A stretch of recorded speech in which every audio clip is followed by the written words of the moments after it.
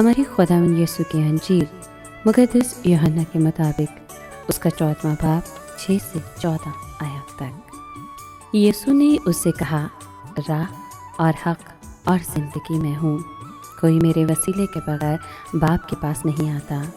اگر تم مجھے جانتے تو میرے باپ کو بھی جانتے، اور اب سے تم اسے جانو گے اور تم نے اسے دیکھا ہے۔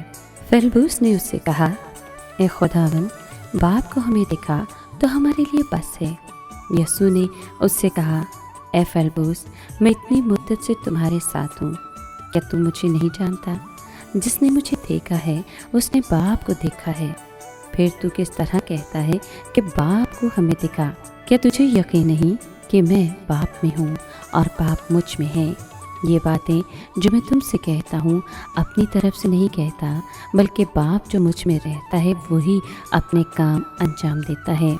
میرا یقین کرو کہ میں باپ میں ہوں اور باپ مجھ میں ہے، نہیں تو کاموں ہی کے سبب سے یقین کرو۔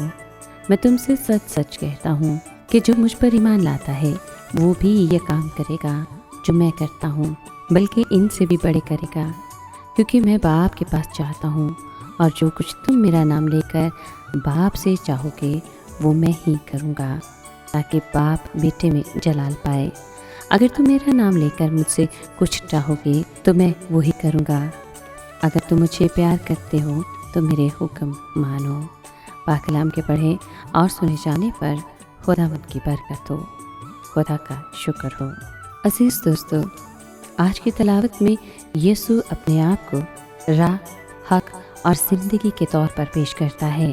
یسوع ایسا راہ ہے جو باپ کے گھر کی طرف جاتا ہے۔ یسوع کے یہ الفاظ ہمارے لیے تعجب انگیز نہیں ہونے چاہیے، کیونکہ وہ تو لوگوں کو ہمیشہ اپنے پیچھے آنے اور اپنی پیروی کرنے کی دعوت دیتا ہے۔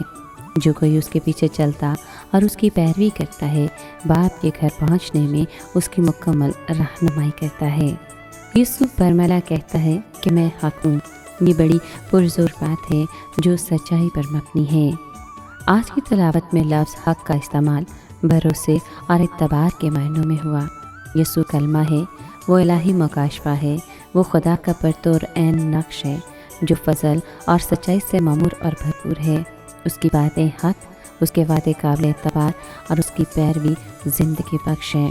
یسوع نہ صرف ہمیشہ کی زندگی ہے بلکہ وہ زندگی کا سرچشمہ ہے۔